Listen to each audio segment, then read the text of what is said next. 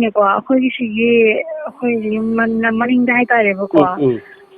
ꯕꯕꯥ ꯑꯆꯧꯕ ꯍꯥꯏꯇꯥꯔꯦ ꯑꯗꯣ ꯃꯥꯗꯣ ꯀꯨꯏꯔꯦꯕ ꯑꯩꯈꯣꯏꯅ ꯄꯤꯛꯂꯤꯉꯩꯗ ꯃꯥꯁꯨ ꯈ꯭ꯔꯤꯁꯇꯥꯟ ꯂꯥꯏꯅꯤꯡ ꯆꯪꯕ ꯃꯤꯅꯦꯕꯀꯣ ꯑꯗꯨꯃꯥꯏꯅ ꯇꯧ ꯂꯩꯕꯅꯦ ꯑꯗꯣ ꯃꯥꯁꯦ ꯂꯥꯏꯔꯤꯛꯀꯁꯦ ꯑꯗꯨꯝ ꯐ꯭ꯔꯤꯗꯒ ꯌꯦꯟꯊꯣꯛꯑꯦꯕꯀꯣ ꯂꯥꯏꯔꯤꯛ ꯃꯆꯥ ꯃꯆꯥꯗꯣ ꯑꯗꯨꯝ ꯕꯖꯥꯔꯗꯒꯁꯦ ꯄꯥꯕꯤꯌꯣ ꯁꯪꯕ ꯃꯇꯝꯗ ꯁꯤ ꯏꯁꯣꯔꯒꯤ ꯑꯐꯕ ꯃꯄꯥꯎꯅꯤ ꯄꯥꯔꯒ ꯑꯅꯥꯕ ꯑꯋꯥꯕ ꯀꯣꯛꯄꯅꯤ ꯁꯨꯃꯥꯏꯅ ꯑꯗꯨꯝ ꯈꯥꯎ ꯄꯥꯏ ꯆꯠꯆꯩꯌꯦꯕꯀꯣ ꯑꯗꯨꯃꯥꯏꯅ ꯇꯧꯔꯒ ꯃꯥꯁꯦ ꯄꯨꯟꯁꯤꯗ ꯑꯗꯨꯝ ꯂꯩꯔꯝꯕꯅꯦ ꯃꯁꯥ ꯑꯅꯥꯕ ꯑꯃ ꯑꯣꯏꯕꯒꯤ ꯁꯨꯝ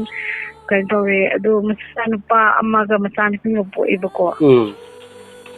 ꯑꯗꯨꯃꯥꯏꯅ ꯇꯧ ꯍꯟꯗꯛ ꯑꯩꯈꯣꯏꯒꯤ ꯀꯨꯀꯤꯒꯤ ꯂꯥꯏꯟꯁꯤꯗꯒꯤ ꯈ꯭ꯔꯤꯁꯇꯥꯟ ꯂꯥꯏꯅꯤꯡ ꯆꯪꯕ ꯌꯥꯔꯣꯏꯅ ꯉꯁꯥꯏꯒꯤ ꯑꯩꯈꯣꯏ ꯀ꯭ꯂꯕ ꯌꯨꯠꯁꯤꯡꯁꯤꯅꯀꯣ ꯃꯣꯏꯒꯤ ꯂꯥꯏꯔꯤꯛꯁꯤꯡꯗꯣ ꯂꯣꯏꯅ ꯈꯣꯝꯀꯠꯂꯒ ꯂꯣꯏꯅ ꯃꯩ ꯊꯥꯗꯣꯛꯄꯤꯕ ꯂꯧꯕꯤꯕ ꯇꯧꯋꯦꯕꯀꯣ ꯑꯗꯨꯃꯥꯏꯅ ꯃꯣꯏꯁꯨ ꯂꯣꯏꯅ ꯑꯩꯅ ꯆꯠꯂꯦ ꯃꯣꯏꯗ ꯂꯥꯏꯔꯤꯛ ꯂꯩꯕ꯭ꯔꯅ ꯑꯩ ꯍꯪꯕ ꯆꯠꯆꯩꯌꯦꯕꯀꯣ ꯑꯩꯅ ꯆꯥꯛ ꯆꯥꯔꯝꯗꯥꯏ ꯊꯣꯡꯉꯝꯗꯥꯏꯗ ꯏꯁꯣꯔꯗ ꯁꯨꯃꯥꯏꯅ ꯋꯥꯍꯩ ꯍꯥꯏꯌꯦꯅ ꯍꯥꯏꯌꯦꯕꯀꯣ ꯃꯤꯅꯀꯣ ꯅꯪ ꯑꯁꯦꯡꯕ ꯆꯪꯅꯤꯡꯉꯗꯤ ꯅꯪ ꯑꯋꯥꯕꯗ ꯀꯣꯛꯀꯅꯤ ꯍꯥꯏꯔꯗꯤ ꯏꯁꯣꯔꯒꯤꯗꯣ ꯆꯨꯝꯅ ꯆꯠꯂꯨꯅꯦ ꯑꯩꯉꯣꯟꯗ ꯇꯥꯛꯄꯤꯌꯦꯕꯀꯣ ꯑꯗꯩꯅ ꯑꯗꯨꯗꯤ ꯀꯃꯥꯏꯅ ꯆꯪꯗꯣꯏꯅꯣꯅ ꯍꯥꯏ ꯃꯣꯏꯅ ꯆꯦꯡ ꯊꯣꯡꯉꯝꯗꯥꯏ ꯆꯦꯡꯗꯨꯁꯨ ꯋꯥꯍꯩ ꯍꯥꯏꯌꯦꯅ ꯍꯥꯏꯕꯀꯣ ꯑꯗꯩꯅ ꯑꯗꯨꯗꯤ ꯑꯗꯨꯃꯥꯏꯅ ꯇꯧꯔꯒ ꯊꯃꯣꯏ ꯁꯨꯝ ꯑꯩ ꯏꯁꯣꯔꯒꯤ ꯑꯁꯦꯡꯕ ꯊꯤꯔꯒ ꯑꯩꯁꯦ ꯑꯩꯒꯤ ꯑꯋꯥꯕ ꯀꯣꯛꯀꯅꯤ ꯍꯥꯏꯔꯒꯗꯤꯅꯦ ꯁꯨꯃꯥꯏꯅ ꯑꯩꯁꯦ ꯍꯧꯖꯤꯛꯀꯤ ꯃꯣꯏꯁꯦ ꯆꯠꯂꯦꯕꯀꯣ ꯑꯗ ꯃꯣꯏ ꯏꯃꯨꯡ ꯌꯥꯝꯅꯁꯨ ꯐꯠꯇꯦ ꯑꯗꯨ ꯃꯆꯥꯅꯨꯄꯥꯗꯨꯅ ꯑꯃꯨꯛ ꯍꯟꯗꯛ ꯂꯥꯟꯁꯤꯗ ꯀꯨꯀꯤꯒ ꯀꯩꯅꯣꯒ ꯂꯥꯟꯁꯤꯗꯀꯣ ꯑꯩꯈꯣꯏꯒꯤ ꯕꯖꯥꯔꯁꯤꯗ ꯅꯣꯡꯃꯩ ꯀꯥꯞꯄꯗ ꯃꯃꯤꯠꯇ ꯅꯣꯡꯃꯩ ꯄꯥꯟꯂꯦꯕꯀꯣ ꯃꯃꯤꯠꯅ ꯀꯅꯥꯝꯁꯨ ꯎꯗ꯭ꯔꯦꯕꯀꯣ ꯅꯣꯡꯃꯩꯅ ꯄꯥꯜꯂꯤꯕ ꯃꯃꯤꯠꯇꯀꯣ ꯑꯁ ꯃꯣꯏ ꯋꯥꯔꯤ ꯇꯝꯕꯗ ꯏꯁꯥꯅꯕꯨ ꯀꯞꯅꯤꯡꯉꯦ ꯅꯣꯡꯃꯩꯅ ꯄꯥꯟꯕ ꯍꯥꯏꯁꯤꯅꯀꯣ ꯁꯤꯁꯇꯔ ꯍꯧꯖꯤꯛꯀꯤ ꯈ꯭ꯔꯤꯁꯇꯤꯌꯟ ꯑꯣꯏꯔꯝꯃꯤ ꯍꯥꯏꯕ ꯅꯨꯄꯥꯗꯨꯒꯤ ꯃꯆꯥ ꯃꯥꯅꯦ ꯏꯂꯥꯡꯕꯝ ꯔꯥꯖꯦꯟ ꯀꯧꯕꯅꯦ ꯑꯗꯨꯝ ꯍꯪꯉꯁꯨ ꯈꯪꯒꯅꯦꯕꯀꯣ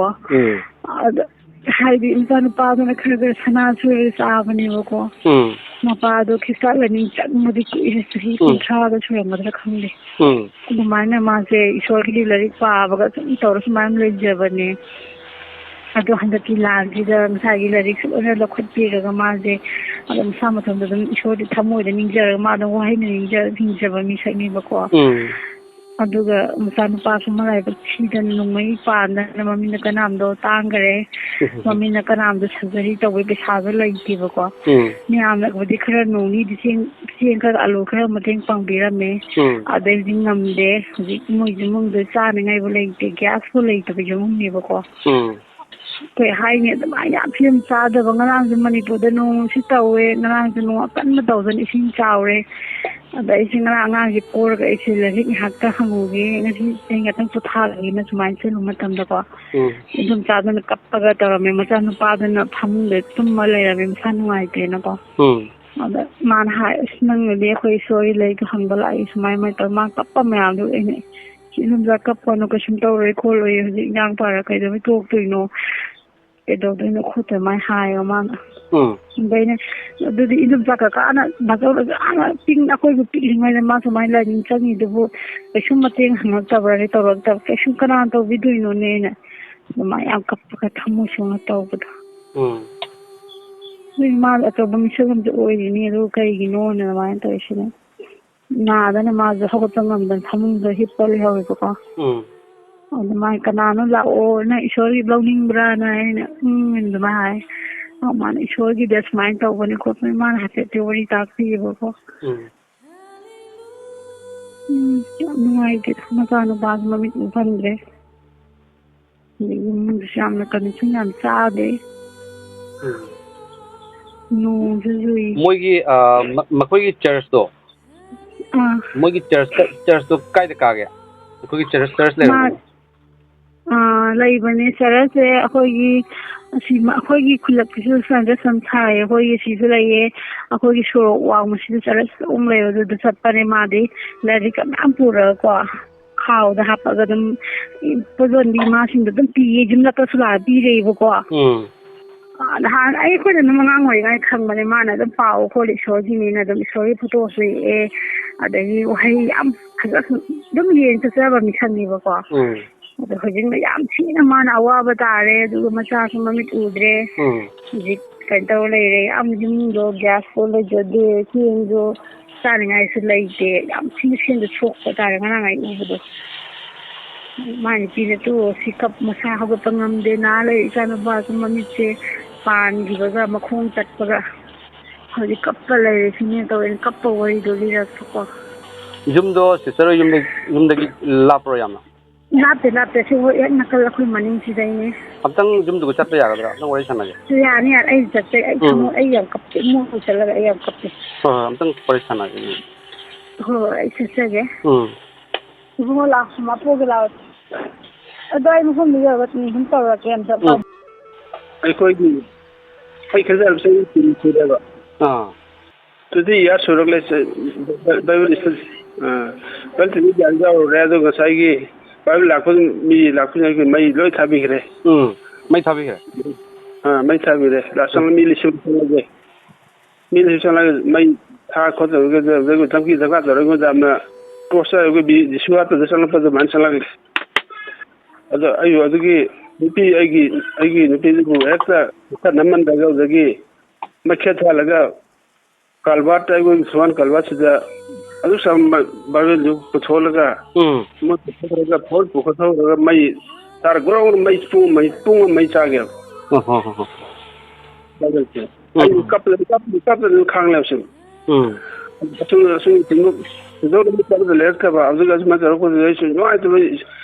ꯑꯩꯈꯣꯏ ꯏꯁꯣꯔꯒꯤ ꯂꯝꯕꯤꯁꯦ ꯌꯥꯝꯅ ꯆꯪꯁꯤꯟꯕ ꯄꯥꯝꯕ ꯃꯤꯁꯛ ꯑꯃ ꯑꯣꯏꯕ ꯑꯩꯅ ꯑꯗꯣ ꯍꯧꯖꯤꯛꯁꯦ ꯌꯥꯝꯅ ꯀꯟꯅ ꯆꯪꯁꯤꯜꯂꯦ ꯑꯗꯨꯕꯨ ꯋꯥꯗꯤ ꯁꯦꯟꯊꯪꯒꯤ ꯄꯨꯔꯛꯁꯤ ꯌꯥꯝꯅ ꯄ꯭ꯔꯣꯕ꯭ꯂꯦꯝ ꯂꯩꯕ ꯍꯥꯏꯇꯥꯔꯦꯅꯦ ꯏꯆꯥꯅꯨꯄꯥꯁꯨ ꯃꯥꯅ ꯃꯤꯠ ꯀꯩꯅꯣ ꯇꯧꯔꯕꯅꯤꯅ ꯑꯇꯣꯞꯄ ꯊꯕꯛ ꯁꯨꯕ ꯌꯥꯗ꯭ꯔꯦ ꯑꯗꯣ ꯃꯤꯠꯁ ꯑꯣꯐ ꯂꯤꯕꯤꯡꯁꯦ ꯌꯥꯝꯅ ꯂꯣ ꯑꯣꯏꯕ ꯍꯥꯏꯇꯥꯔꯦꯅꯦ ꯑꯗꯨꯒꯤ ꯋꯥꯔꯤ ꯇꯧꯒꯦ ꯇꯧꯕ ꯑꯗꯨꯒ ꯑꯗꯨ ꯆꯍꯤ 10 ꯆꯍꯤ ꯁꯣꯛ 2004 ꯑꯗꯨꯋꯥꯏꯗ ꯕꯤꯖꯤꯅꯦꯁ ꯇꯧꯕꯤ ꯑꯗꯨꯒ ꯑꯇꯣꯞꯄ ꯀꯩꯅꯣꯒꯤ ꯁꯥꯔꯇꯤꯐꯤꯀꯦꯠꯁꯨ ꯃꯌꯥꯝ ꯂꯩꯕꯩꯗꯤ ꯑꯗꯣ ꯑꯣꯖꯥꯗ ꯋꯥ ꯊꯠꯂꯒꯀꯣ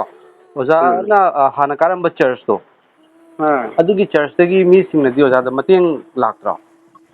ꯑꯗꯨꯒꯤ ꯆꯔꯆꯇꯨꯗ ꯑꯃꯨꯛ ꯇꯧꯔꯒ ꯃꯥꯅ ꯃꯣꯞ ꯆꯠꯁꯤꯟꯅꯗꯨꯗ ꯃꯤ ꯏꯃꯨꯡꯗꯗꯤ ꯃꯥꯕꯨ ꯐꯨꯗꯅ ꯃꯥ ꯁꯤꯒꯗꯧꯅꯤ ꯑꯃꯨꯛ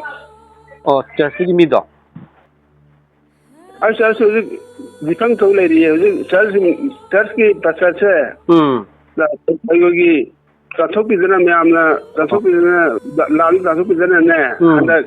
ꯆꯪꯂꯛꯄꯗ ꯉꯥꯏꯔꯤ ꯃꯥꯁꯨ ꯌꯥꯅ ꯃꯇꯨꯡꯗ ꯆꯪꯂꯛꯂꯒ ꯍꯧꯖꯤꯛ ꯃꯥꯁꯨ ꯌꯨꯝꯗ ꯆꯔꯆ ꯇꯧꯗ꯭ꯔꯦ ꯑꯗꯨꯒ ꯑꯇꯣꯞꯄ ꯆꯔꯆ ꯀꯥꯔꯤ ꯍꯥꯏ ꯑꯗꯨ ꯑꯩꯈꯣꯏꯅ ꯑꯇꯣꯞꯄ ꯆꯔꯆ ꯑꯃꯗ ꯀꯥꯔꯒ ꯑꯁꯨꯝ ꯑꯐꯕ ꯄꯤꯔꯒ ꯂꯩꯔꯤ ꯑꯗꯨꯕꯨ ꯍꯧꯖꯤꯛꯁꯤ ꯂꯥꯜ ꯂꯩꯕꯅꯤ ꯋꯥ ꯉꯥꯡꯕꯒ ꯑꯩꯈꯣꯏꯗ ꯑꯁꯤꯡꯕ ꯄꯤꯔꯛꯄ ꯈꯟꯅꯒ ꯍꯦꯛ ꯇꯧꯔꯛꯄ ꯗꯦꯟꯖꯔꯁ ꯐꯤꯕꯝꯗ ꯂꯩꯕ ꯑꯗꯣ ꯑꯣꯖꯥ ꯍꯣꯏꯒꯤ ꯌꯨꯝꯒꯤ ꯍꯧꯖꯤꯛ ꯏꯟꯀꯝꯗꯤ ꯀꯃꯥꯏꯅ ꯇꯧꯔꯒꯗꯤ ꯆꯥꯔꯤ ꯑꯣꯖꯥ ꯊꯕꯛ ꯅꯨꯡꯕꯛ ꯁꯨꯕ ꯈꯣꯠꯄ ꯂꯩꯇ꯭ꯔꯒꯗꯤ ꯀꯔꯤ ꯇꯧꯔꯒ ꯆꯥꯏ ꯑꯩꯈꯣꯏꯒꯤ ꯑꯩꯁꯨ ꯂꯥꯏꯅꯥꯁꯤ ꯈꯔ ꯂꯩꯌꯦꯕ ꯄꯨꯔꯥ ꯑꯗꯨꯒꯤ ꯁꯨꯒꯔ ꯋꯥꯡꯗꯅ ꯈꯣꯠꯇꯅꯗꯒꯤ BP ꯂꯩꯗꯅ ꯍꯧꯖꯤꯛ ꯌꯥꯝ ꯐꯤꯕꯝꯁꯤ ꯍꯥꯏꯐꯦꯠ ꯑꯩꯈꯣꯏꯒꯤ ꯅꯨꯄꯤꯗ ꯈꯔ ꯈꯨꯂꯪ ꯈꯔ ꯆꯠꯄ ꯈꯔ ꯈꯔ ꯍꯣꯠꯅꯔꯤ ꯌꯥꯝ ꯑꯗꯣ ꯑꯣꯖꯥ ꯍꯣꯏꯒꯤ ꯌꯨꯝꯒꯤ ꯃꯤ ꯄꯨꯝꯅꯃꯛꯁꯦ ꯖꯤꯁꯨ ꯈ꯭ꯔꯤꯁꯇ ꯊꯥꯖꯕ꯭ꯔꯣ ꯑꯣꯖꯥ ꯊꯥꯖꯩꯀꯣ ꯑꯗꯣ ꯑꯣꯖꯥꯗ ꯑꯩꯅ ꯍꯥꯏꯖꯅꯤꯡꯕꯗꯤ ꯑꯣꯖꯥ ꯄ꯭ꯔꯚꯨ ꯖꯤꯁꯨ ꯈ꯭ꯔꯤꯁꯇꯒꯤ ꯋꯥꯔꯤꯗꯁꯨ ꯖꯤꯁꯨ ꯈ꯭ꯔꯤꯁꯇꯁꯦ ꯃꯤꯅ ꯌꯥꯈꯤꯗꯦꯀꯣ ꯊꯥꯖꯗꯕ ꯃꯌꯥꯝ ꯑꯃ ꯂꯥꯛꯏ ꯖꯤꯁꯨ ꯈ꯭ꯔꯤꯁꯇꯅ ꯑꯩ ꯏꯁꯣꯔꯒꯤ ꯃꯆꯥꯅꯤ ꯍꯥꯏꯔꯛꯄ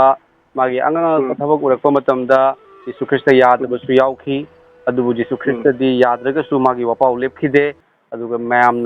ꯃꯌꯥꯝꯒꯤꯗꯃꯛꯇ ꯁꯤꯗꯨꯅ ꯍꯤꯡꯒꯠꯄ ꯖꯤꯁꯨ ꯈ꯭ꯔꯤꯁꯇꯅꯤ ꯑꯣꯖꯥ ꯑꯗꯨꯅ ꯑꯣꯖꯥ ꯍꯣꯏꯗ ꯍꯥꯏꯖꯅꯤꯡꯕꯗꯤ ꯖꯤꯁꯨ ꯈ꯭ꯔꯤꯁꯇꯅꯁꯨ ꯍꯥꯏꯕꯤꯕꯗꯣ ꯑꯋꯥꯕ ꯈꯥꯡꯕ ꯈ꯭ꯔꯤꯁꯇꯗ ꯂꯩꯔꯒꯗꯤ ꯑꯣꯖꯥ ꯑꯋꯥꯕ ꯈꯥꯡꯕ ꯇꯥꯔꯦ ꯀꯣ ꯑꯩꯈꯣꯏꯗ ꯆꯥꯡꯖꯤꯡ ꯃꯌꯥꯝ ꯑꯃ ꯂꯥꯛꯀꯅꯤ ꯃꯔꯝꯗꯤ ꯑꯩꯈꯣꯏꯅ ꯆꯠꯀꯗꯧꯔꯤꯕꯁꯦ ꯁꯔꯒꯗꯅꯤ ꯍꯥꯏꯔꯤꯕ ꯁꯔꯒꯗꯨꯒ ꯁꯩꯇꯥꯟꯅ ꯀꯥꯕ ꯉꯝꯗꯦ ꯀꯣ ꯑꯣꯖꯥ ꯑꯗꯨꯒ ꯑꯩꯈꯣꯏꯅ ꯀꯥꯒꯗꯧꯔꯤꯕꯅꯤ ꯃꯔꯝ ꯑꯗꯨꯅ ꯖꯤꯁꯨ ꯈ꯭ꯔꯤꯁꯇꯅꯁꯨ ꯑꯩꯈꯣꯏꯒꯤ ꯑꯄꯥꯛꯄ ꯂꯝꯕꯤꯗ ꯆꯠꯀꯅꯨ ꯑꯈꯨꯕ ꯂꯝꯕꯤꯗ ꯆꯠꯂꯨ ꯑꯄꯥꯛꯄ ꯂꯝꯕꯤꯗ ꯃꯤ ꯆꯠꯄ ꯃꯤꯗꯤ ꯌꯥꯝꯃꯤ ꯑꯗꯨꯕꯨ ꯃꯈꯣꯏꯒꯤ ꯄꯟꯊꯨꯡꯗꯤ ꯑꯋꯥꯕꯅꯤ ꯑꯗꯨꯕꯨ ꯑꯈꯨꯕ ꯂꯝꯕꯤꯗ ꯆꯠꯂꯨ ꯑꯗꯨꯒ ꯊꯨꯡꯒꯗꯧꯔꯤꯕ ꯄꯟꯊꯨꯡ ꯑꯗꯣ ꯃꯄꯥꯟ ꯅꯥꯏꯗꯅ ꯅꯨꯡꯉꯥꯏꯕ ꯑꯣꯏꯒꯅꯤ ꯍꯥꯏꯕꯗꯣ ꯑꯗꯨꯅ ꯑꯣꯖꯥꯒꯤ ꯊꯥꯖꯕ ꯊꯥꯗꯣꯛꯄꯤꯕ ꯌꯥꯗꯦ ꯀꯣ ꯑꯣꯖꯥ ꯖꯤꯁꯨ ꯈ꯭ꯔꯤꯁꯇ ꯃꯍꯥꯛ ꯎꯔꯤꯕꯅꯤ ꯄꯨꯝꯅꯃꯛ ꯃꯥꯅ ꯎꯔꯤꯕꯅꯤ ꯕꯥꯏꯕꯜ ꯃꯩ ꯊꯥꯔꯒ ꯖꯤꯁꯨ ꯈ꯭ꯔꯤꯁꯇꯒꯤ ꯋꯥꯍꯩ ꯃꯥꯡꯍꯟꯕ ꯉꯝꯃꯣꯏ ꯀꯣ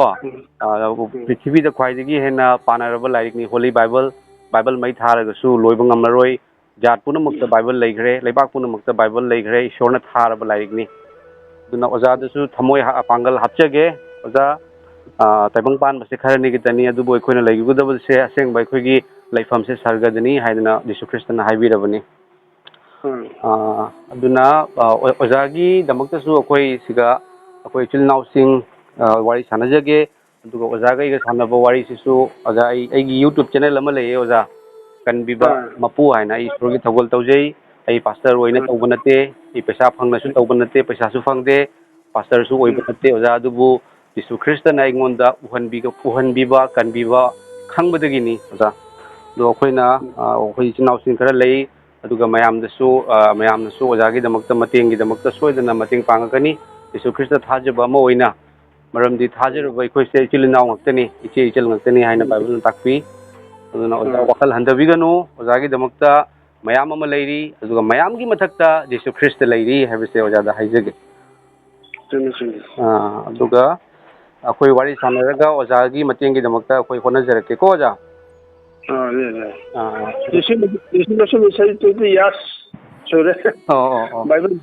ꯑꯗꯣ ꯑꯝꯇꯪ ꯑꯣꯖꯥ ꯑꯩ ꯍꯥꯏꯖꯔꯛꯀꯦ ꯑꯣꯖꯥ ꯏꯁꯣꯔꯗ ꯑꯝꯇꯪ ꯍꯥꯏꯖꯒꯦ ꯑꯣꯖꯥ ꯑꯩꯈꯣꯏꯒꯤ ꯏꯁꯣꯔꯁꯦ ꯑꯍꯤꯡꯕꯅꯤ ꯑꯣꯖꯥ ꯑꯝꯇꯪ ꯑꯣꯖꯥꯒꯤ ꯌꯨꯝꯒꯤ ꯃꯤꯁꯤꯡ ꯑꯣꯖꯥꯒꯤ ꯏꯆꯥꯅꯨꯄꯥꯗꯣ ꯃꯃꯤꯠ ꯅꯥꯀꯜ ꯑꯃ ꯀꯩꯅꯣ ꯇꯧꯏ ꯍꯥꯏꯕꯗꯣ ꯎꯗꯦ ꯍꯥꯏꯕꯗꯣ ꯃꯥꯁꯨ ꯂꯩꯕ꯭ꯔꯥ ꯂꯩ ꯑꯣ ꯂꯥꯎꯗ ꯁ꯭ꯄꯤꯀꯔ ꯊꯥꯕꯤꯌꯨ ꯑꯣꯖꯥ ꯑꯩ ꯏꯁꯣꯔꯗ ꯍꯥꯏꯖꯔꯛꯀꯦ ꯏꯁꯣꯔꯗꯒꯤ ꯀꯟꯕ ꯂꯩꯇꯦ ꯑꯣꯖꯥ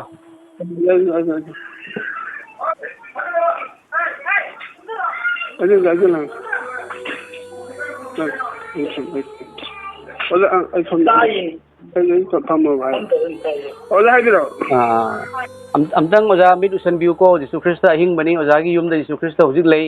ꯑꯩ ꯏꯁꯣꯔꯗ ꯍꯥꯏꯖꯔꯛꯀꯦ ꯑꯣꯖꯥ ꯊꯥꯖꯕꯤꯌꯨ ꯊꯥꯒꯠꯆꯔꯤ ꯏꯄꯥ ꯏꯁꯣꯔ ꯍꯥꯂꯦꯂꯨꯌꯥ ꯀꯟꯕꯤꯕ ꯃꯄꯨ ꯖꯤꯁꯨ ꯈ꯭ꯔꯤꯁꯇ ꯏꯄꯥꯕꯨ ꯃꯄꯥꯜ ꯅꯥꯏꯗꯅ ꯊꯥꯒꯠꯆꯔꯤ ꯉꯁꯤ ꯐꯥꯎꯕꯗ ꯑꯩꯈꯣꯏꯅ ꯍꯤꯡꯗꯨꯅ ꯂꯩꯖꯔꯤꯕꯁꯤ ꯏꯄꯥ ꯅꯍꯥꯛꯀꯤ ꯕ꯭ꯂꯦꯁꯤꯡꯗꯒꯤꯅꯤ ꯅꯍꯥꯛꯀꯤ ꯊꯧꯖꯥꯜꯗꯒꯤ ꯏꯄꯥ ꯅꯍꯥꯛꯅ ꯁꯤꯕꯤꯕꯒꯤ ꯃꯄꯥꯜꯅ ꯍꯤꯡꯒꯠꯄꯒꯤ ꯃꯄꯥꯜꯅ ꯑꯩꯈꯣꯏ ꯉꯁꯤꯁꯨ ꯍꯤꯡꯗꯨꯅ ꯂꯩꯔꯤꯕꯅꯤ ꯏꯄꯥ ꯏꯁꯣꯔ ꯉꯁꯤꯒꯤ ꯋꯥꯔꯤꯁꯤ ꯇꯥꯖꯕꯗ ꯌꯥꯝ ꯅꯨꯡꯉꯥꯏꯖꯗꯦ ꯄ꯭ꯔꯚꯨ ꯅꯆꯥ ꯑꯩꯁꯨ ꯏꯄꯥ ꯈ꯭ꯔꯤꯁꯇꯤꯌꯟ ꯌꯥꯔꯝꯗꯕ ꯃꯤꯅꯤ ꯃꯔꯥ ꯂꯩꯇꯕ ꯄꯥꯁꯇꯔ ꯑꯃꯕꯨ ꯑꯍꯤꯡꯗ ꯆꯪꯗꯨꯅ ꯐꯨꯔꯝꯕ ꯃꯤꯅꯤ ꯑꯗꯨꯕꯨ ꯏꯄꯥ ꯅꯍꯥꯛꯀꯤ ꯆꯩ ꯂꯥꯛꯄ ꯃꯇꯝꯗꯗꯤ ꯏꯄꯥ ꯅꯆꯥ ꯆꯠꯄ ꯉꯝꯈꯤꯗꯦ ꯀꯣꯛ ꯉꯥꯎꯗꯨꯅ ꯌꯦꯡꯕ ꯉꯝꯈꯤꯗꯦ ꯑꯩ ꯍꯤꯞꯄ ꯉꯝꯈꯤꯗꯦ ꯏꯄꯥ ꯌꯤꯁꯨ ꯍꯥꯠꯇꯣꯛꯄꯤꯒꯅꯨ ꯍꯥꯏꯗꯨꯅ ꯂꯩꯔꯝꯂꯕ ꯑꯩꯅꯤ ꯑꯗꯨꯕꯨ ꯏꯄꯥ ꯅꯍꯥꯛꯅ ꯑꯩꯕꯨ ꯍꯥꯠꯇꯣꯛꯄꯤꯗꯦ ꯑꯃꯁꯨꯡ ꯅꯍꯥꯛꯅ ꯏꯄꯥꯒꯤ ꯊꯧꯒꯜ ꯇꯧꯍꯟꯕꯤ ꯅꯍꯥꯛꯀꯤ ꯊꯧꯒꯜ ꯇꯧꯍꯟꯕꯤ ꯃꯔꯝꯗꯤ ꯅꯍꯥꯛꯇꯤ ꯍꯥꯠꯇꯣꯛꯄ ꯂꯥꯛꯄ ꯅꯠꯇꯦ ꯀꯟꯕꯤꯕ ꯂꯥꯛꯄꯅꯤ ꯑꯣꯖꯥ ꯑꯁꯤꯒꯤ ꯏꯃꯨꯡꯗ ꯊꯣꯛꯏꯕ ꯊꯧꯗꯣꯛ ꯑꯁꯦ ꯏꯄꯥ ꯑꯣꯖꯥꯒꯤ ꯕꯥꯏꯕꯜ ꯂꯣꯏꯅ ꯈꯣꯝꯖꯤꯜꯂꯒ ꯃꯩ ꯊꯥꯗꯣꯛꯈꯤꯕ ꯑꯗꯨꯒꯤꯗꯤ ꯑꯀꯤ ꯑꯈꯪ ꯑꯣꯏꯍꯟꯕꯤꯕ ꯏꯄꯥꯒꯤ ꯊꯧꯒꯜ ꯇꯧꯖꯔꯝꯕ ꯕꯥꯏꯕꯜ ꯄꯥꯏꯔꯒ ꯌꯦꯟꯖꯔꯝꯕ ꯑꯐꯕ ꯑꯄꯥꯎꯒꯤ ꯋꯥꯔꯤ ꯃꯔꯥ ꯂꯩꯇꯅ ꯆꯨꯝꯍꯟꯕꯤꯕ ꯄꯥꯞ ꯀꯣꯛꯄꯤꯕ ꯑꯃ ꯂꯩ ꯃꯥꯗꯤ ꯙꯔꯃ ꯁꯟꯗꯣꯛꯄ ꯂꯥꯛꯄ ꯅꯠꯇꯦ ꯙꯔꯃ ꯊꯨꯡꯍꯟꯕ ꯂꯥꯛꯄꯅꯤ ꯍꯥꯏꯅ ꯍꯥꯏꯖꯕ ꯑꯣꯖꯥ ꯑꯁꯤꯕꯨ ꯑꯀꯤ ꯑꯈꯪ ꯎꯍꯟꯕꯤꯗꯨꯅ ꯏꯄꯥꯒꯤ ꯂꯥꯏꯔꯤꯛ ꯃꯩ ꯊꯥꯗꯣꯛꯈꯤ ꯍꯥꯏꯕꯁꯤ ꯇꯥꯖꯕꯗ ꯅꯨꯡꯉꯥꯏꯇꯦ ꯑꯗꯨꯕꯨ ꯏꯄꯥ ꯂꯥꯏꯔꯤꯛ ꯃꯩ ꯊꯥꯗꯣꯛꯄꯤꯔꯤꯕ ꯃꯈꯣꯏꯕꯨꯁꯨ ꯏꯄꯥꯅ ꯉꯥꯛꯄꯤꯌꯨ ꯏꯄꯥꯅ ꯍꯥꯏ ꯌꯦꯛꯅꯕꯁꯤꯡꯕꯨ ꯅꯨꯡꯁꯤ ꯏꯄꯥ ꯃꯈꯣꯏ ꯌꯦꯛꯅꯕ ꯅꯠꯇꯦ ꯏꯄꯥ ꯃꯈꯣꯏꯁꯨ ꯃꯩꯇꯩꯅꯤ ꯅꯨꯡꯁꯤꯈ꯭ꯔꯕ ꯉꯥꯛꯇꯅꯤ ꯑꯗꯨꯕꯨ ꯃꯈꯣꯏ ꯈꯪꯖꯗꯕꯒꯤ ꯃꯔꯝꯅ ꯇꯧꯕꯅꯤ ꯏꯄꯥ ꯑꯗꯨꯕꯨ ꯏꯄꯥ ꯏꯁꯣꯔ ꯏꯄꯥꯅ ꯃꯈꯣꯏꯕꯨ ꯈꯪꯍꯟꯕꯤꯌꯨ ꯃꯇꯝ ꯂꯩꯔꯤꯉꯩꯗ ꯇꯥꯏꯕꯪ ꯄꯥꯟꯕꯒꯤ ꯑꯔꯣꯏꯕ ꯃꯇꯝ ꯊꯋꯥꯏꯒ ꯍꯛꯆꯥꯡꯒ ꯈꯥꯏꯅꯗ꯭ꯔꯤꯉꯩꯗ ꯏꯄꯥ ꯅꯍꯥꯛꯄꯨ ꯈꯪꯖꯕ ꯌꯥꯕ ꯑꯣꯏꯍꯟꯕꯤꯌꯨ ꯅꯠꯇ꯭ꯔꯒꯗꯤ ꯑꯩꯈꯣꯏꯒꯤ ꯄꯟꯊꯨꯡ ꯑꯗꯣ ꯌꯥꯝꯅ ꯑꯋꯥꯕꯗꯣ ꯑꯣꯏꯒꯅꯤ ꯏꯄꯥ ꯏꯁꯣꯔ ꯍꯥꯏꯔꯤꯕ ꯑꯣꯖꯥꯒꯤ ꯏꯃꯨꯡ ꯑꯁꯤꯗ ꯅꯆꯥꯅ ꯕ꯭ꯂꯦꯁꯤꯡ ꯏꯄꯥꯒꯤ ꯃꯤꯡꯗ ꯕ꯭ꯂꯦꯁꯤꯡ ꯊꯩꯊꯖꯔꯤ ꯏꯄꯥ ꯄ꯭ꯔꯚꯨ ꯏꯁꯣꯔ ꯅꯍꯥꯛꯅ ꯍꯥꯏ ꯑꯩꯒꯤ ꯏꯆꯥꯁꯤꯡꯅ ꯄꯤꯇꯠ ꯄꯥꯇꯠꯄꯒꯨꯝꯅ ꯂꯩꯔꯣꯏ ꯄꯤꯇꯠ ꯄꯥꯇꯠꯄꯒꯨꯝꯅ ꯊꯅꯝꯂꯣꯏ ꯏꯄꯥ ꯅꯍꯥꯛꯇꯤ ꯑꯍꯤꯡꯕ ꯏꯁꯣꯔꯅꯤ ꯅꯍꯥꯛ ꯂꯤꯚꯤꯡ ꯒꯣꯗꯅꯤ ꯅꯍꯥꯛ ꯑꯩꯈꯣꯏꯒ ꯂꯣꯏꯅꯔꯤ ꯏꯄꯥ ꯏꯁꯣꯔ ꯏꯄꯥꯅ ꯍꯥꯏ ꯀꯤꯒꯅꯨ ꯑꯃꯁꯨꯡ ꯂꯥꯡꯇꯛꯅꯒꯅꯨ ꯃꯔꯝꯗꯤ ꯑꯩꯈꯣꯏꯅ ꯂꯩꯕ ꯃꯐꯝ ꯄꯨꯝꯅꯃꯛꯇ ꯑꯩꯅ ꯂꯣꯏꯅꯔꯤ ꯄ꯭ꯔꯚꯨ ꯏꯁꯣꯔ ꯁꯔꯒꯒꯤ ꯑꯣꯏꯕ ꯄꯥꯡꯒꯜꯅ ꯕ꯭ꯂꯦꯁꯤꯡꯅ ꯏꯄꯥ ꯍꯩꯊꯕꯤꯌꯨ ꯏꯄꯥꯅ ꯁꯣꯛꯄꯤꯌꯨ ꯃꯌꯥꯝꯁꯤꯡꯕꯨ ꯏꯄꯥ ꯏꯁꯣꯔ ꯏꯄꯥꯒꯤ ꯃꯊꯛꯇ ꯈꯨꯠ ꯊꯥꯕ ꯏꯄꯥꯒꯤ ꯃꯆꯥꯒꯤ ꯃꯊꯛꯇ ꯈꯨꯠ ꯊꯥꯕ ꯍꯥꯏꯕꯁꯦ ꯌꯤꯁꯨ ꯈ꯭ꯔꯤꯁꯇꯗ ꯈꯨꯠ ꯊꯥꯕꯅꯤ ꯏꯄꯥꯒꯤ ꯂꯥꯏꯔꯤꯛ ꯃꯩ ꯊꯥꯗꯣꯛꯄ ꯍꯥꯏꯕꯁꯦ ꯏꯄꯥ ꯑꯍꯤꯡꯕ ꯏꯄꯥꯕꯨ ꯁꯩꯇꯥꯟ ꯈꯣꯡꯈꯥꯗ ꯊꯝꯈ꯭ꯔꯕ ꯁꯩꯇꯥꯟꯗꯣ ꯑꯗꯨꯅ ꯏꯄꯥ ꯅꯉꯣꯟꯗꯒꯤ ꯉꯝꯅꯕꯒꯤ ꯃꯑꯣꯡꯗ ꯇꯧꯔꯛꯄꯅꯤ ꯑꯗꯨꯕꯨ ꯍꯥꯏꯔꯤꯕ ꯁꯩꯇꯥꯟꯗꯣ ꯏꯄꯥꯅ ꯂꯣꯏꯔꯦ ꯍꯥꯏꯗꯨꯅ ꯈꯣꯡꯈꯥꯗ ꯊꯝꯈ꯭ꯔꯕꯅꯤ ꯍꯥꯏꯔꯤꯕ ꯄꯥꯡꯒꯜ ꯑꯗꯣ ꯏꯄꯥ ꯏꯁꯣꯔ ꯏꯃꯨꯡ ꯑꯁꯤꯒꯤ ꯃꯊꯛꯇ ꯍꯩꯊꯖꯔꯤ ꯏꯄꯥ ꯏꯁꯣꯔ ꯃꯈꯣꯏꯒꯤ ꯏꯃꯨꯡ ꯑꯁꯤꯒꯤ ꯄꯥꯡꯒꯜ ꯏꯃꯨꯡ ꯑꯁꯤꯗꯒꯤ ꯊꯋꯥꯏ ꯑꯁꯦꯡꯕꯒꯤ ꯄꯥꯡꯒꯜ ꯎꯕ ꯑꯣꯏꯁꯅꯨ ꯇꯥꯏꯕꯪ ꯃꯥꯂꯦꯝꯅ ꯏꯄꯥꯒꯤ ꯃꯇꯤꯛ ꯃꯉꯥꯜ ꯑꯗꯨ ꯈꯪꯕ ꯑꯣꯏꯁꯅꯨ ꯑꯗꯨꯒ ꯃꯥꯒꯤ ꯃꯆꯥꯅꯨꯄꯥꯒꯤ ꯃꯃꯤꯠꯇ ꯅꯣꯡꯃꯩ ꯄꯥꯜꯂꯤ ꯍꯥꯏꯗꯨꯅ ꯎꯕ ꯉꯝꯗꯦ ꯍꯥꯏꯔꯤꯕꯁꯤꯁꯨ ꯏꯄꯥ ꯏꯁꯣꯔ ꯏꯄꯥꯒꯤ ꯑꯅꯤꯡꯕꯒꯤ ꯃꯇꯨꯡ ꯏꯟꯅ ꯃꯥꯒꯤ ꯍꯛꯆꯥꯡꯗꯁꯨ ꯄꯥꯡꯒꯜ ꯍꯥꯞꯄꯤꯌꯨ ꯊꯋꯥꯏꯗꯁꯨ ꯄꯥꯡꯒꯜ ꯍꯥꯞꯄꯤꯌꯨ ꯑꯗꯨꯒ ꯃꯥꯒꯤ ꯊꯃꯣꯏꯗꯁꯨ ꯄꯥꯡꯒꯜ ꯍꯥꯞꯄꯤꯌꯨ ꯑꯣꯖꯥ ꯑꯁꯤꯒꯤ ꯃꯊꯛꯇꯁꯨ ꯄꯥꯡꯒꯜ ꯍꯥꯞꯄꯤꯌꯨ ꯏꯄꯥ ꯏꯁꯣꯔ ꯏꯄꯥ ꯅꯆꯥ ꯑꯩꯈꯣꯏꯗꯤ ꯃꯤꯑꯣꯏꯕ ꯑꯩꯈꯣꯏ ꯁꯣꯜꯂꯤ ꯑꯊꯦꯝꯕꯗ ꯇꯥꯏ ꯏꯄꯥ ꯅꯍꯥꯛꯅ ꯍꯥꯏ ꯑꯩꯅ ꯑꯊꯦꯝꯕ ꯃꯥꯌꯣꯛꯅꯈꯤꯕ ꯃꯔꯝꯅ ꯑꯊꯦꯝꯕꯗ ꯇꯥꯔꯤꯕ ꯃꯈꯣꯏꯕꯨ ꯑꯩꯅ ꯀꯟꯕꯤꯕ ꯉꯝꯃꯤ ꯑꯊꯦꯝꯕꯗ ꯇꯥꯔꯤꯕ ꯑꯋꯥꯕ ꯑꯅꯥꯕ ꯀꯌꯥ ꯑꯃꯅ जिसु निंग यारोय हाइदुना जिसु की बाहै पाबा यारोय हाइदुना तौरी पुनमक से इपा ईश्वर ओजा सिगी मथक इमुंग मनुंगी मथक ब्लेसिंग हैथव्यू ओजा सिगी मथक हिरम पुनमक की ब्लेसिंग लाक्सनु इपा ईश्वर पांगल की ओइबा फाइनेंशियल की ओइबा अदुगा इपा ईश्वर हीलिंग की ओइबा पांगल इपा की मिरेकल ना हैथव्यू इपा ईश्वर अमसुंग हाइरिबा इमुंग से इपा नंगी दमक तावा खांगिबनी इपा मेखोय मांगलरोय मेखोय लोमबनाय दब सरगदो मेखोय गिनी इपा ईश्वर सरगद मेखोय की लुहुप चावी हैबसे नचा द पावन बिरी इपाना मसी कौबु निमिषदगी ओजागी इमुंग द ब्लेसिंग लाको इसनु यीशु ख्रिस्त की पांगल लाको इसनु अमंबगी पांगल लेरंब तारगदी यीशु ख्रिस्त की सेक्थोयरब मिंगलेंदा नाजरत की इपा की मिंगलेंदा सीदुना फुमदुना हिंगत पई इपा की मिंगलेंदा मपा मचानुपा मसुंग थवाय सेंब father son and holy spirit अहुमक ओइबा यीशु की मिंगदा मतिक मंगाल पांगल पुनमक हैथबा ओरसनु इपा की मफमदा खंगदुना तौब पुनमक पुसि इपाना खंगनबिउ इपा यीशु कनानो हाइबसे नचाना खंगजखरे इपा मैखोयदसु खंगनबिउ इपा नहा कनानो यीशु ख्रिस्त कनानो हाइबदो खंगबो ओरसनु इपा ईश्वर इपा की मचादा ओतनेबसे खंगबो ओरसनु इपाना वाइल लाक्पिउ इपाना वाइल थादबिउ अदुबु मैखोयबु हातोकपिगनु इपा ईश्वर मैखोयने इपाबु खंगजबा यानबा इपादा लाक्चबा यानबा ओहेनबिउ प्रभु नहा सीदुना असीबबु हिगतखिबा असीबबु माइखिबा पीखिबदी प्रभु ईश्वर नहा खक्तनी एखोगे लोइनबा इमानुएल दी नहा खक्तनी नहाक पुकनाना हातोक पंगमगदगी इपा नहाक सीखरे एखोगी दमकता अदुबु मतम चुप्पगी ओइने हिंगदुना लेरे प्रभु ईश्वर थागचरी ngasiदगी इमुंग असिदा पांगल लौसिंग थौना जीसुगी मिंगदा लाको ओरसनु हाइजबा निजबा नुजबा पुनमक्से इपा नंगिना चानुपा जीसु ख्रिस्तगी मिंगदनी इपा नंगना ब्लेसिंग हैथबिरनी हैथबिखरे न खंगजबदा थागचरी प्रभु जीसुगी मिंगदा amen praise the lord amen hallelujah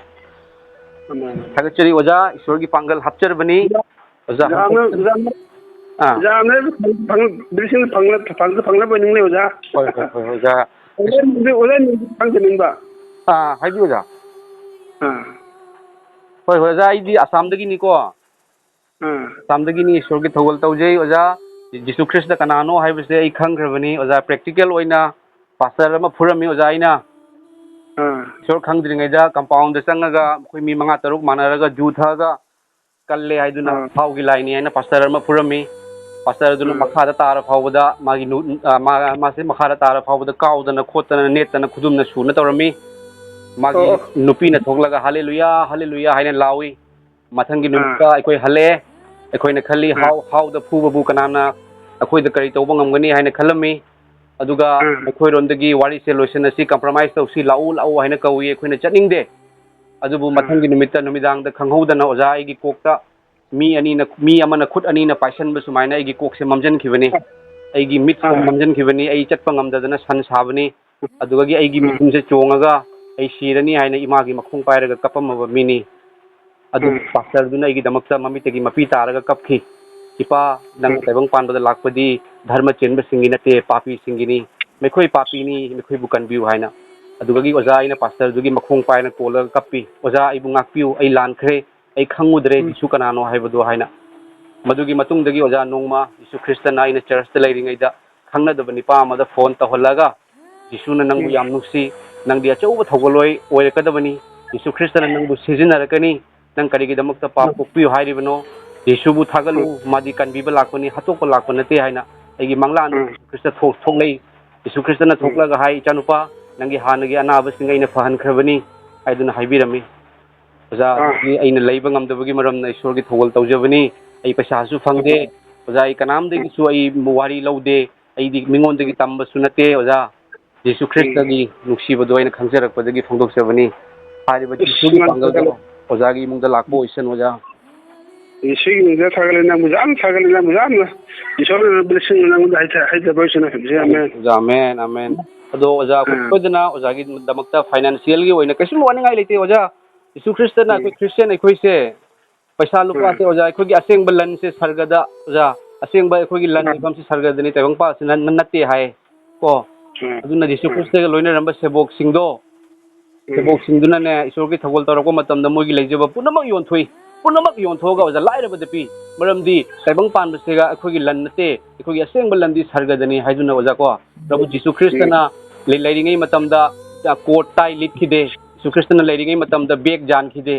मागी ईश्वर की अफबो थवाय असेंबदो नुंगदा लोइनरगा पैसानासु कनबा ngamdaba सिबा हिंगलहली पैसासु याउदङै ओजा पैसा मत याउदंगे अनाब फहली पैसा मत याउदंगे ममी तांग उहली पैसा मत याउदंगे मखोंग टेक चलली नुमित मरीनी सिरबा पैसा मत याउदने हिंगलली बजाको अदुना जिसुदा लाक्तब तारगदी पैसादगी हेना जिसुगी मथौ स्टाइल जा मरमदी मा लेबा मतम दे कोदा वाटपा मत लेरोय थागचरी ओइ ओजागी दमकता लाइन सोयदना सेमजरके मयामनसु ओजागी दमकता मतेंग सोयदना पिरकनी ओजा तसुम वानिंगाय लेते अदो थमोइदगी थवाइदगी ओजा निमित खुदिंगी चर्च तकादरगसु युमदने ओजा ईश्वर बु थागत पियुको जिसु ख्रिस्ट लाकपगी मतमसु ओइरबनी ओजा जुआ तोय तोयना हारकपा लान धर्म अमगा अमगा लान सोकनरकपा लाइना लाइचर खंगदब लाकपा कसे कोविड-19 का लाखरिबदो अदो जिसु लाकपगी खुदम ने ओजा ngasi lakadra hayeng lakadra di khangde adu ma lakpagi khudam khara taamdo akhoi da urabani adu na oja ka isu langtak nabi ganu sarga da oja gi mana yam chawi oja sarga da oja gi athoi ba luhub jisu kristan na thambi amen na kasum kiningai le praise the lord ahan ba makta da yengbiri ba chili naw sing iche chili ma pabung sing mayam pumnamak pu thamoi da gi nungsiba masung kai khumna bu uchari mayam engonda ichalamana manipur da gi phone tawbirai amasung mahaki mapandau sing thokpa ma magi yumgi matangda engonda haibirakpani amasung aina su hairiba ahan aduga wari sanajai mayam yamna thamoida nungaitaba fawi yam nungsiba fawi mayam prabhu jisu christ bu thajaramba prabhu jisu christ gi achouba thogol tawramba bible pairaga yum da chatuna bible lemna yelamba haiba ozama लानगी हंदक Manipur की लानगी मतंग सिदा मयामना ओजा सिदा लाकपीरगा मागी युमदा लागा मागी युमदा लेरिबा Bible सिंग पुनम खुमजलगा मई थादोखरे अदुगगी मागी मचानुपानसु मचानुपा दुसु अखोगी नोंमै मरुना पालगा ममित नाखलमा उद्रे हाइदुना अमसु माना लेरिबा condition दो इंगोंदा हाइबिरकपा अमसु ओजा दुगसु वारी सानजबा मतमदा यामना नुंसिबा फावे मयाम प्रभु यीशु ख्रिस्ट की पागे थोगल तौरंबा अथोइब मिसकमनी अदुबु यीशु ख्रिस्ता बु यादबा हाइबदी मसे मियोइबन नते हाइबा फत्तबा अमंबगी पांगल दुना लोइना दुना यीशु ख्रिस्त की थोगल तौबा सरगलेबा की मचा सिंग खोमलिबा मिसकमबु सुमाइना ngangbीबा चैबीबा किहनबा अदुगदी ईश्वरगी लाइक फावदा मई थादोक पिखी हाइदुना याम नुंगाइतना माकना हाइबिरै अमसुंग हाइबा ओजा सि मयाम यामना अवाबा कंडीशन दा मागी मचानुपा सु ममित नामो उद्रे अदुगदी मागी नुपीदुना लौ लिंगगा मयाम खुलंग चलगा मखोगी युम थाई अदुगा चानिंगाई गी थोनिंगाई गी गैस सिलेंडर न सिंगबसु लेते अदुगा यामना वाना लेबसे आइनो उजबा मतमदा मयाम गी थमोइदा इपाना हाइबो जादुगा मतेंग पांगनबगी गोंदा वाखल से फावन बिरकपनी मयाम मखोई ngasi थाजरबा इखोई वर्ल्ड लेरिबा थाजरबा इखोई से अमतनी इखोई सरगगी मचिल मनाव मचे मचलनी तोंगान तोंगान बा जात ओइबा तारगसु मयाम ngasi इखोई दि अदुम नुंगाइन लेरी सोना नुंगाइन थंबिरी अदुबु इपागे चौबा थगोलोय ओइरंबा बाइबल पाइदुना युम दा येलंबा ओजा अमा असमाइन अवाबा तारकपा मतमदा अइखोइना मतेंग पांगबा इखोई चिलनाव अमा इखोइगी अखोई इमा पाबुंग अमा वाबगुमना इखोइदा फावम थोइ अमसुंग इगोंदा फावजे मयाम अमसुंग ओजा दुगी दमकता अइना अमसुंग इखोइगी फेलोशिप की टीम ना सोइदना मतेंग पांगजगनी अदो अदोमदगिसु अदोम करिगुंबा प्रभु जीसु ख्रिस्ट बु थाजबा अदोम क्रिश्चियन ओइबा तारगदि अदोमदगिसु अदोमनसु मतेंग पांगबिउ मयाम अदोमना पांगदोरिबा मतेंग अदो प्रभु जीसु ख्रिस्ट की मांगदा मतेंग पांगबिउ जीसु ख्रिस्टना खंगनी जीसु ख्रिस्टना उगनी मयाम ताइबंग पांदा अखोइगी असेंग बलनसे सरगगिनी अमसुंग असुमना वारबा ngasi वारबा क्रिश्चियन गी इमुंग अमदा अखोइना मतेंग पांगबा हाइबसे ईश्वरगी अनिंगबनी हाइदुना मयाम आई फावजे अमसुंग मयाम अइंगोंदा मयामना फोन तौबिरकपदगी अइंगोंदा प्रेयर तौबिउ हाइदुना अमसुंग अइंगोंदा अवाबा वारी कयामा नुंसिबा वारी कयामा ताजबा मतमदा अइना मयाम फोन तौरकपसिंगदुगी मरकता अइंगोंदा फावजरकपदो अदुगी मतंगदा अइना सेमजबनी मयाम अखोइ मतेंग पांगमिनसि ngamjaba मतेंग पांगमिनसि मयाम अमसुंग अखोइ तोंगान तोंगान बा जात ओइबा तारगसु अखोइ जीसु ख्रिस्ट की मिटिंग दा मखतनी हैबा वखल से खनमिनरगा अखोइ मतेंग पांगमिनसि ओजागी थमोइ थौगतमिनसि अखोइ जीसु ख्रिस्ट दा अखोइ ख्वाइदगी हेने इना खुनब सिंगनी हिरम पुनमक्ता इना खुनबनी मयाम अइनसु ओजादुगी दमक्ता मागी मसागी दमक्ता सु प्रेयर तौखिबनी अइना थाजे अखोइगी फेलोशिप की माइगैदगी दि मयाम अइ लुपा लिसिंग मंगा खक अइ मतेंग पांगनिंगी अदुबु लिसिंग मंगा हाइबसिनदि हजिक मतमदा करिसु नते मयाम को गैस सिलेंडर अमा लेबा मतमदा लौबा मतमदा अदुम लोइखिबा याय अदुना मयामना अंगम अंगम मतेंग पांगबिरो मयाम अइ मयामदा स्कैनर हपसरमगे क्यूआर कोड हपसरमगे Google Pay की नंबर सु हपचरमगे मैम अखोई ईश्वर की थगोल तौमिनसी तैबंग पानमद लेरिंगे मतमदा अखोई ईश्वर की थगोल तौमिनसी सरगलेबाक की अखोई थगोल तौमिनसी सरगलेबाक लन पेसन मिनसी मैम हाइदुना हाइजगे अमसुंग येंबिरिबसिंगना हाइबा फैमिली दुगी दमकते ईश्वर प्रेयर तौबियु अथेंबद तारबा तैबंग पानबगी अमंबगी पांगल न किहल्लबा अदुगुमलबा फैमिली नि अदुबु जीसु ख्रिस्ट इपागी नुंसिबना क्वाइदगी हेना अथोइबनी हाइबसे आई फोंदोक्सके अदुगा वीडियो वपाव सिगे रोइबदा ओजादुगी मयुमदो वीडियो मते कापीरगा मेखुना थाबिरे अदुसु येंबियो थागचरी प्रेस द लॉर्ड ईश्वरना पुनम पुसोकपी बोइसनु ओजा सिगी इमुंग मनुंगदा थाजरबसिंग कोइ मतेंग पामिनसी अखोई मतेंग पामिनसी अखोई कनागुम अमगी पैसागी मतेंग लेते कनागुम अमनसु मतेंग थादरक पनते अदुबो अखोई ngamjabadagi अखोई मतेंग पामिनसी मैम मरमसुंग ममांगदा अइना ईश्वरगी कैनोदा वपावदा हाइजखिबा मतमदा अखोई मियोय खरना मतेंग पांगबिरे अदुबो ngasi अदुक जामख्रबा क्रिश्चियन कया अमा लई आई खंगी अदुबो आई मंगाइरे हाइना लेबा क्रिश्चियन अदि मतेंग पांगनिंगदबनी आई मंगाइरे खंगबा कनागुमबु थानादबा कनागुमबु लॉकडाउन तौबा आइना हेली हाइना खनबसिंगनदि मतेंग पांगोय आई खंगी अदुबो जीसु ख्रिस्ट आइना तौजरिबसे कनागी क्रिश्चियन गी अंदर नते जीसु ख्रिस्त गा आइगी मपा मचागी मरी आइना जीसु ख्रिस्त डायरेक्ट खंगदुना पास्टर फुदुना क्रिश्चियन फुदुना जीसु ख्रिस्तना चै थारक्तुना जीसु ख्रिस्तना आई सिरनी हाइदुना हातोक पिगनु हायरमगा जीसु ख्रिस्तना चानुपा नंगना अचोब थगोल तौरकनी हमसु जीसु ख्रिस्तना फोंदोक हनबिबगी मरमना आइना फोंदोक चरिबनी अदोम जीसु ख्रिस्तगी येंगबिदुना अदोम मतेंग पांगमिनसी हारिबा इमुंगदुना नुंगाइबदो हारिबा इमुंगदुना अवाबा कोकचबदो हारिबा इमुंगदुगी अवाबा खरदंग ओरसु कोइना कोखनबसे जीसु ख्रिस्त इपागी अनिंगमनी इपाना कैदोंगैजा अदोमना ततुमगी मतेंग अदो इपाना कावरे मैम सेगी थमोइदगी हाइजबनी थागचरी प्रभु जीसु ख्रिस्तना पुनमक पुसोकपी बोइसनु जीसु ख्रिस्तना जॉय ओइरे जीसु ख्रिस्तना निंगथौ ओइरे फत्तबा थेंब दियाबोल खोखादा थमख्रे मा माइथीख्रे जीसु ख्रिस्तना जॉय ओइरे